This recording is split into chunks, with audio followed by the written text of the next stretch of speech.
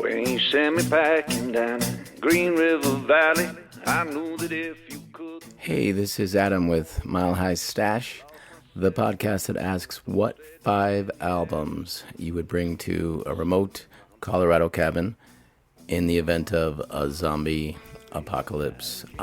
Today we've got the incredible Molly Tuttle, who I guess you could call a bluegrass artist, but she seems to understand the most traditional and the most complex, and then the most rocking and fun and pop-oriented music as well. And she's played with everybody from Billy Strings to the most well-known folks like Bela Fleck. So Molly is 30 years old, and she's already got, let me see here, 1, 2, 3, 4 full-length albums and an EP. What really turned me on to Molly was, her cover of Rancid's Olympia from the Out Come the Wolves record. I remember buying that vinyl at Ides in Pittsburgh when it came out. So that shows how old I am. But Molly is playing at Rocky Grass in Lyons on Sunday, July 30th. And it was really fun talking with her. She's from the Bay Area, and I lived there for most of my 20s. And I really identify with that mixture of loving a band like Rancid, and then also, identifying with the ocean at the same time, that kind of dichotomy. And it's cool that she understands music in a trained way, that someone like me will never understand at even 5% of that level, but also is open to seemingly everything. One of the things I wanted to talk about today is pretty sensitive as well.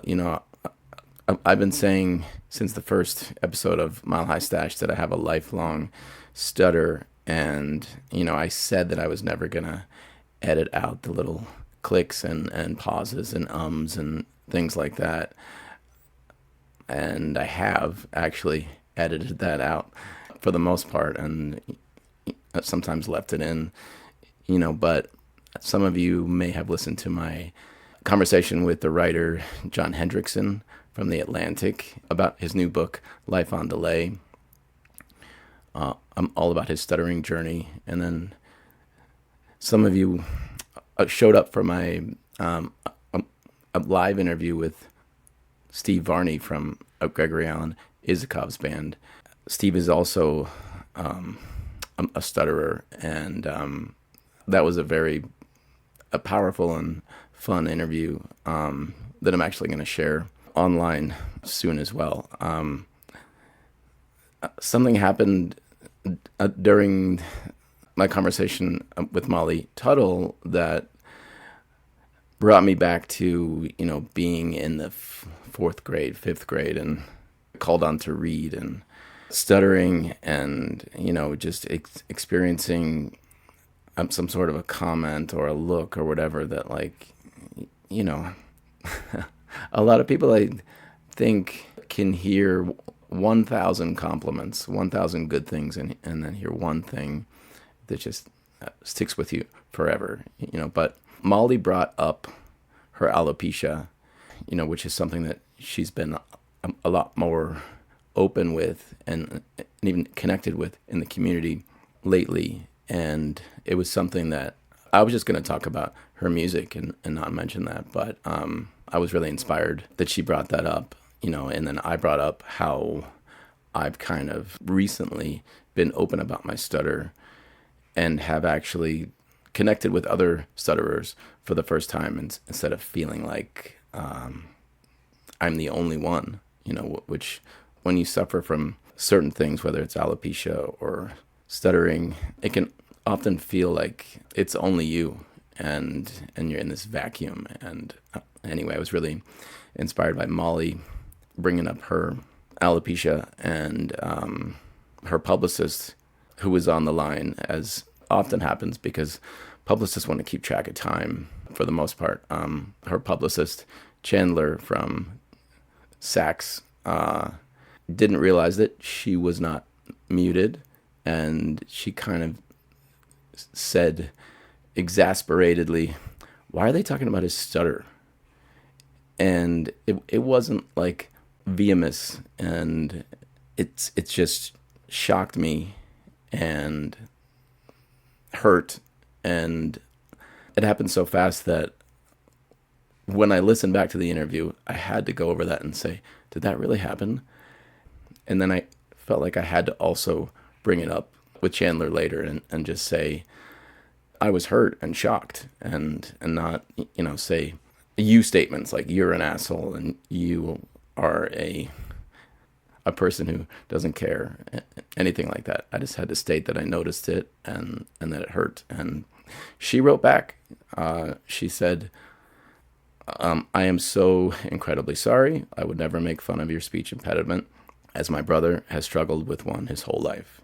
I didn't realize I was not muted, and a coworker asked how it was going, and that is when I said that. I apologize profusely. I would never make fun of you or anyone else with a speech impediment, and I completely understand how that may have made you feel. I felt awful when I said it because I knew it came off wrong, but I didn't think you heard it, so that is why I did not immediately address it. The interview was lovely, and you did an amazing job. I hope you will accept my sincerest apologies. So I do appreciate that she apologized. It was a lovely interview. Not to say that I did a great job, but Molly is not only talented, but just fun to talk with. And I love that she appreciates her time studying music formally and all that's brought her, and also, appreciate something like Rancid. So here's my chat with Molly Tuttle, and I'm sure you can hear Molly on the Colorado Sound, which is my favorite radio station and a great supporter of Mile High Stash. You can listen to the Colorado Sound at 105.5 on your radio dial in this area, from about Fort Collins to Boulder to Denver and back. And you can also just listen at coloradosound.org. I will see you on the other side of my interview with Molly Tuttle, whose new album is called City of Gold. I accidentally called Molly a Grammy-nominated artist. She is Grammy-nominated, but she also won a Grammy.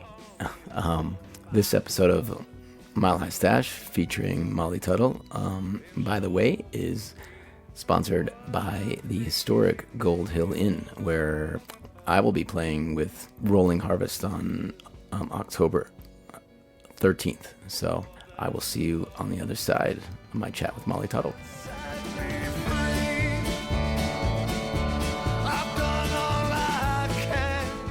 Located in heavenly Gold Hill, Colorado, the Gold Hill Inn was built in 1924 and has been owned and operated by the Finn family for the last 60 years. The inn is known for its fabulous 3 or 6 course meals and unforgettable concerts by local artists, from Gasoline Lollipops to Gregory Alan Isikoff. To get up to where time stands still, take Sunshine Canyon or 4 Mile Canyon from Boulder and experience the Gold Hill Inn's wonderful food and music with all the fixins.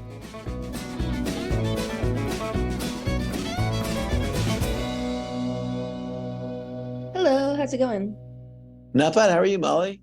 I'm good. I'm assuming that you're in the middle of a tour or about to leave for somewhere. I'm actually out in Denver right now. I'm speaking at an alopecia conference this weekend. Oh, wow. Yeah. That is something that I didn't know about you. And then some of my musician friends around here who are really into bluegrass music and classical music, when I said that I was interviewing you, they said that was one of the really interesting things about you. That's awesome. Yeah, I'm doing I've never really done public speaking much. Obviously I've been on stage a lot, but I have a 30-minute speech on Sunday, so I'm kind of nervous for it. I've been preparing. Is that a community that you feel engaged with and Yeah. I try to be engaged with the community as much as possible. It's hard though, because it's kind of like a rare disease, especially like people who lose all of their hair. I Yeah. know a couple people in Nashville, but it's really just like a small handful of folks. And everyone's so busy throughout the year, which is nice that they make this weekend where a lot of people fly out from all over the country to get together just for like 4 days and just kind of like do fun stuff around town. We have like, there's medical professionals talking about like the latest research, and people from pharmaceutical companies, representatives come and talk about like the latest medications that are available. And then on the other side, there's like support groups and then fun activities to do in the evenings, which is nice. Yeah. One of my really good friends is Steve Varney, who is the guitar player and banjo player for Gregory Alan Isakov. And Steve and I are both stutterers. And Steve and I, we have it in common, you know, that we've had this disability basically our whole lives that we try to keep secret. It's like the world's worst kept secret, you know. You just try not to talk about it. But he has been, for the first time in his life, actually engaging with the stuttering community. And so I wonder if you see any parallels in just, you know, you're very famous, you're Grammy nominated, you play for thousands and thousands of people, but you know, you struggle too. Everybody does in some way. Yeah, well, that's great. Your friends getting connected with the community. That was like the biggest thing for me, was like I was kind of going along on my own, trying to, you know, like start coming out about it with my friends and talking to people I knew. But it was like really slow, like baby steps. It was so hard for me to like take off my wig in front of people. Even just like telling my college roommates, I had to do it like in an email because I didn't want to sleep in my wig and I was scared, but I couldn't like tell people to their face, like I have alopecia. But then once I went to this conference and met a bunch of other people who had the same thing, and they were so much more confident than I was because they had this community and they saw other like role models who were really like just kind of confident and living their lives publicly with alopecia. And so I was like, wow, I've been like living in the dark over here, like not knowing anyone who has the same thing as me. And there's this whole community of people who are like thriving and openly speaking about it. And it was just really cool. So it kind of changed my whole perspective. With stuttering, at least, I mean, I often just feel like I'm the only one who suffers from this, you know. So yeah, that's how I felt too. It was like, and I was almost scared to like reach out to other people because I thought what I might find was just a group of sad people who were hopeless about ever like growing their hair back and who just hated living with this disease. And then what I found was the opposite. It was like people who found their purpose through having a difference, and it was really cool. Yeah. Do you feel very connected with Colorado? I do. Yeah. I feel like the best like bluegrass fans are out here. I love coming to Colorado and playing music, and it feels kind of like home to me because I grew up out west in California. And it's just kind of like you have the beauty of the mountains, which I miss about my home state, and everyone really like loves nature out here with that, which I resonate with. But then like anytime we play a show, people are just so into it, and I feel like there's just an audience that really appreciates the music that I play. Yeah. How did Boulder end up in one of your songs? There was a line that says "From Boulder up to Hayes." Oh yeah, I was just kind of looking through. Sometimes like when I'm writing a song like that, I'll do a lot of like research online, just kind of like browsing through Wikipedia or searching. Like that song, Ketch and I were just kind of searching different areas that had like little gold rushes or mining towns, or silver mining, and we saw Boulder was one of those. Yeah. How did you get interested in this kind of music? I mean, you're so talented, you could probably play any kind of music. So how did you kind of settle on what your sound would be? Yeah, it was like, well, it was kind of like a process because I grew up playing bluegrass, and it's really like been a music that's been in my family for a few generations now. My grandfather played the banjo, and he loved Earl Scruggs and Flatten Scruggs and the Stanley Brothers. So my dad grew up going out to bluegrass festivals with his family around Illinois. He grew up on a farm, and they had a little family band called the Tuttle family. His sisters played, and my grandma's still alive, and it was cool. Like before I made my record Crooked Tree, I went out and visited the old family farm with her that's no longer in the family. But I just had all these memories of like playing music with my grandpa. Even my great grandfather picked up a guitar in his 60s. He lived to be about 104, and we'd have these Wow. family jam sessions. And it was so fun, just like a totally different world from where I grew up in Silicon Valley. But going out to the farm, it was like just this cool experience that I had during the summers as a kid. And we'd go a lot for Christmas. So yeah, that kind of, I'd already been writing some bluegrass songs that were inspired by that early music I grew up with. And then visiting my grandma and telling her I was thinking about making a bluegrass album, she literally did like a fist bump in the air, and I was like, I have to do this. She's 90 now, so I think she was really happy that I kind of went back to my roots. And since then, it's crazy. Like we walked all around the old family farm and saw the house where my dad grew up that we'd always visit. We'd always stay there every year.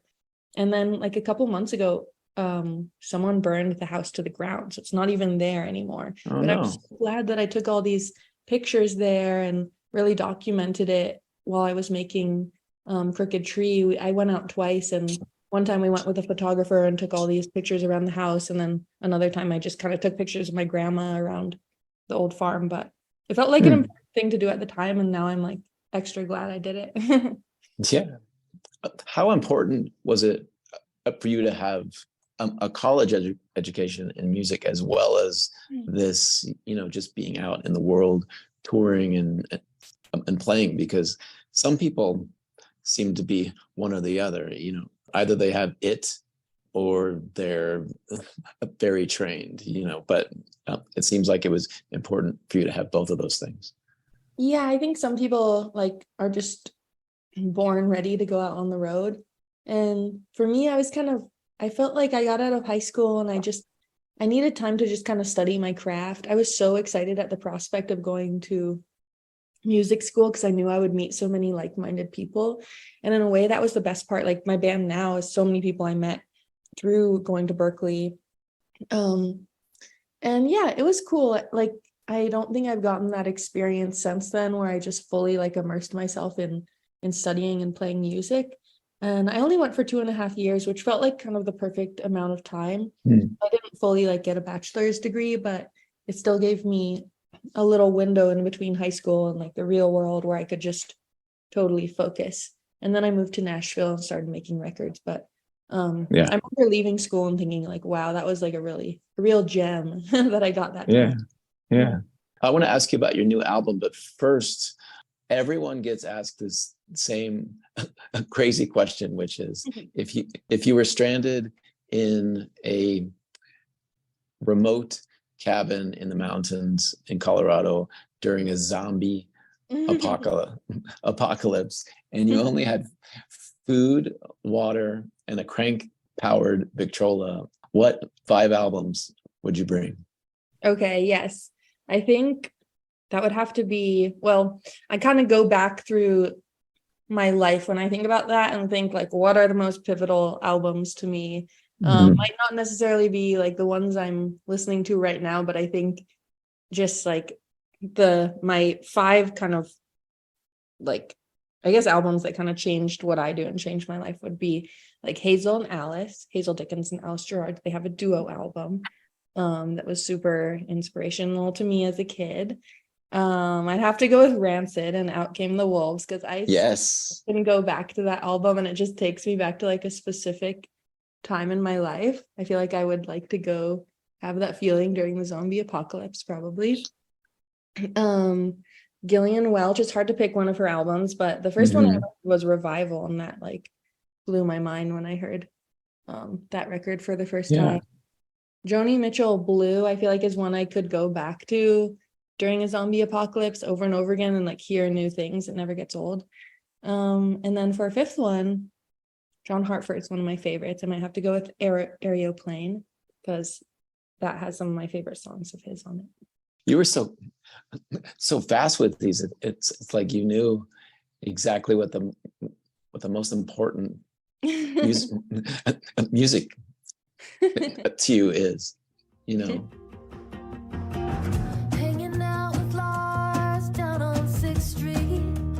He knew I was in trouble. I was feeling much like the devil. There was something burning deep inside me.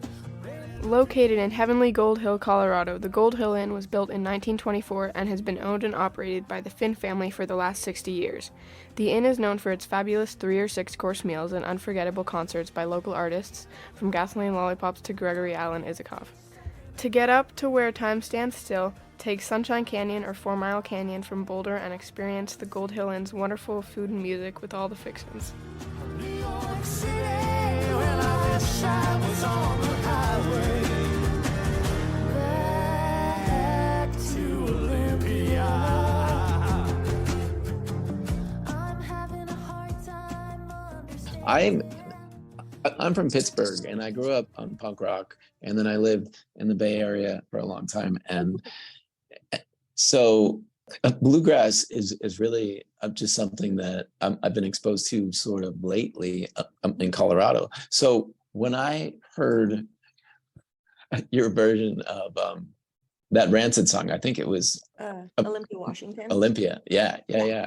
I mean, it's just like everything I love about music in one recording. I mean, it's really special to me. And all those covers, I mean, bluegrass is so much about tradition, you know, so I'm wondering when you think a classic rock song or a punk rock song can become a traditional. Yeah, You know? I don't know. I mean, there's songs that like kind of have gone over to the bluegrass side, like trying to think of like really popular examples. Fox on the Run, I think that's one that like I grew up just thinking of as a bluegrass song, but I think it was like a rock song originally. So I feel like once it maybe gets popular in the bluegrass world, people even like forget where it came from, and it just becomes like a standard jam session song. Right.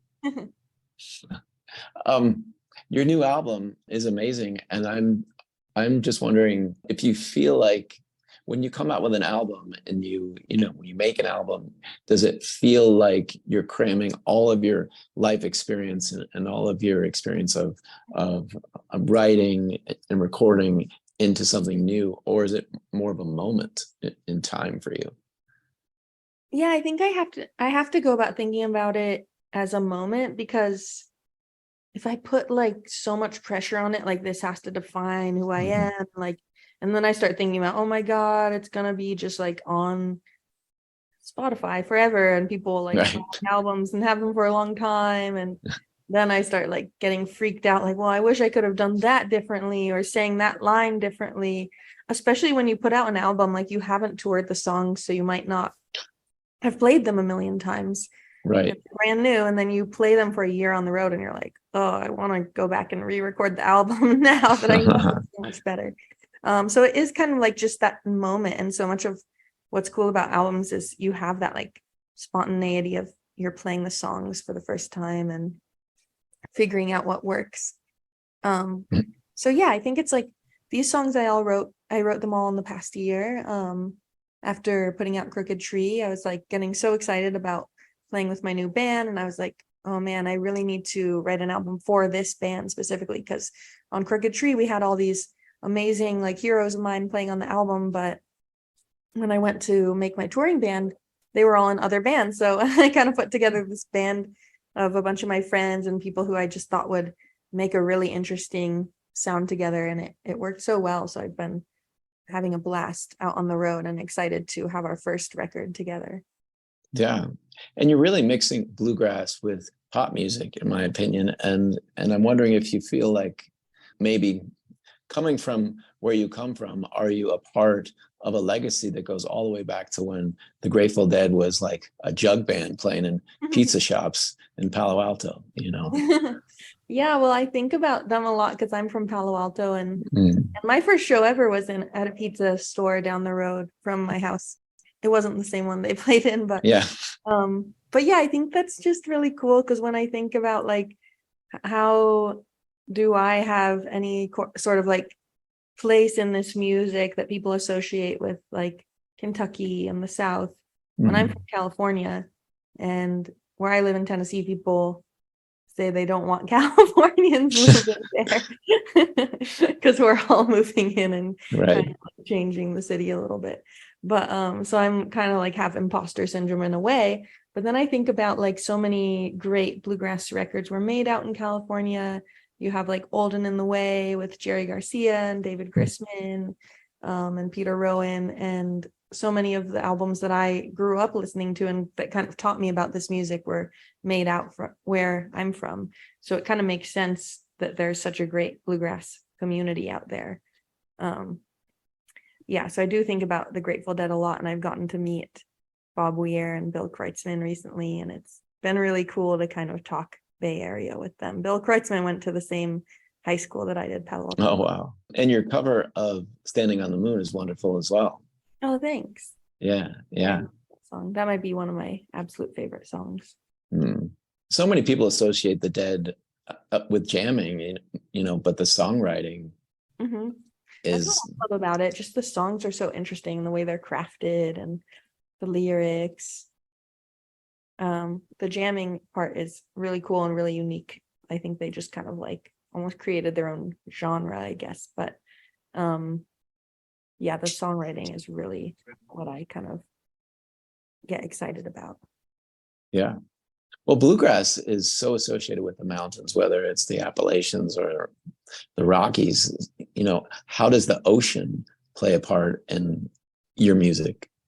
I think like the ocean has been something that's always felt inspiring to me. Like that's my happy place, is like going to the beach, especially like in Northern California, where it feels so like wild still, and you can just drive along the coast and find all these like little hidden away beaches where there might not be any other people. And it's kind of like has this mysterious quality to it to me, where you can look out and it seems to go on forever.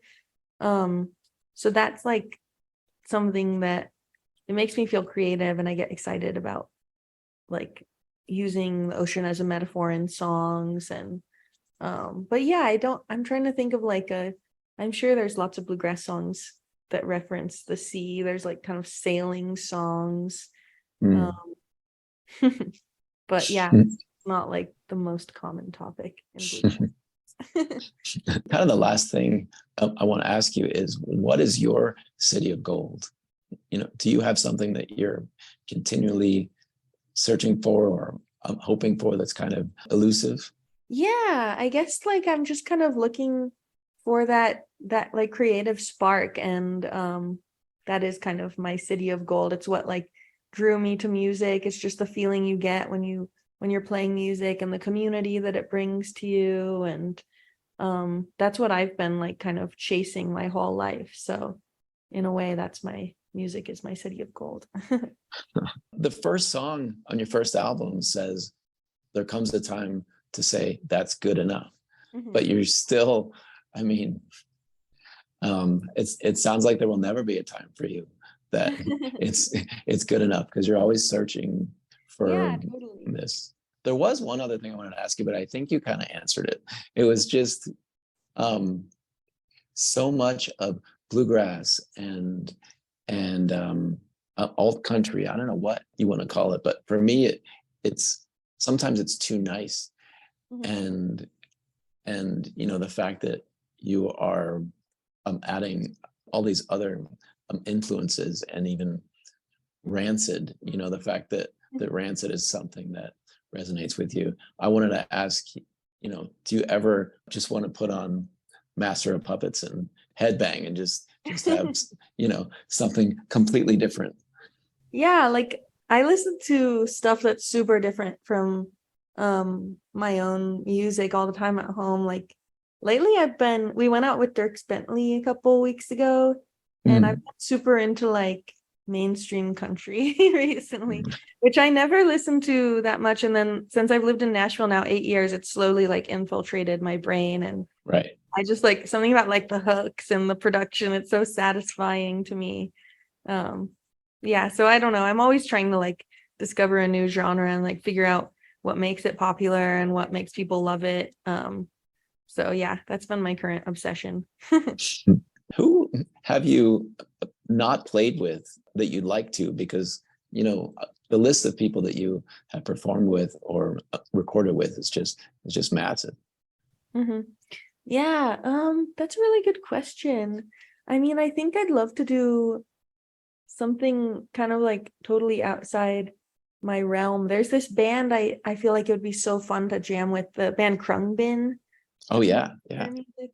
Yeah, they're I fantastic. was learning, I was trying to learn electric guitar during the pandemic and like playing along with their songs and kind of like noodling over them and jamming along. And I think it would be so fun to do that in real life.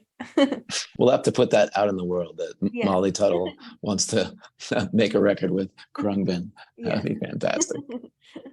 Thank you so much for talking with me. And Rocky Grass is going to be amazing. Have you played there before?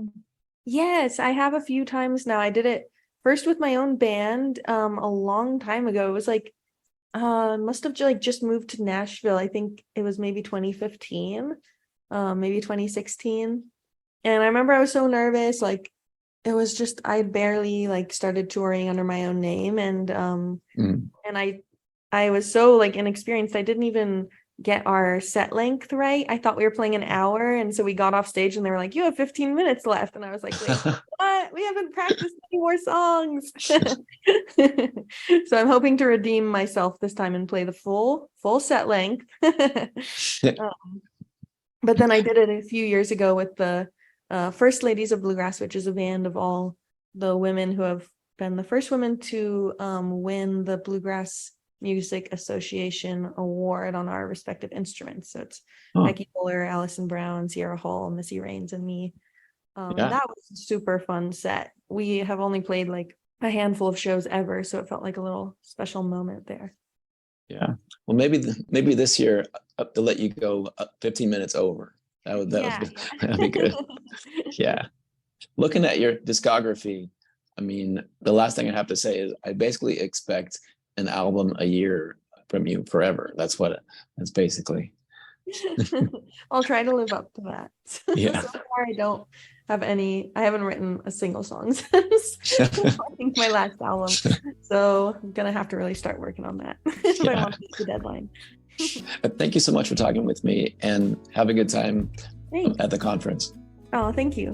Have a great weekend. I'll give you another hour, then I gotta run, I gotta fly away. Thank you so much to the historic Gold Hill Inn for sponsoring this episode of Mile High Stash. And that was Molly Tuttle and me talking music and the Bay Area and, Rancid. I actually want to say that I love the new Rancid album. It's my favorite album of 2023 so far. Thanks to Molly for being on the show, and also thanks to Molly for coming to Rocky Grass once again, Sunday, July 30th in Lyons at Planet Bluegrass, which is one of the most fabulous outdoor venues in the world. Actually, as I sit here recording this, I can see Longs Peak out my office window. It's a very clear day, and it reminds me of the view somewhere like Planet Bluegrass.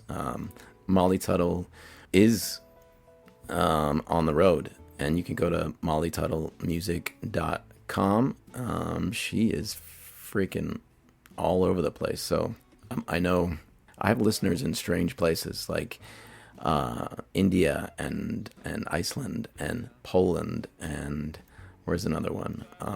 New Zealand, but I know that most of my listeners are in the United States. And if you go to mollytuttlemusic.com, you can see that she seemingly is in every state. And then she's going to the UK for a long stretch too. Thanks for listening, and thanks for bearing with me in the intro about a sensitive subject and an apology that I do appreciate. You can check out selections from Molly's Choices at the Mile High Stash playlist on Spotify, that I add to every week. And then, as I usually say, it does help to leave reviews of Mile High Stash on Apple Podcasts or anywhere else. Thanks for listening, and I will see you next Monday, as usual. By tomorrow, we'll both just be shadows on the wall. Take me back before we lost it all. I wanna go back to Montreal.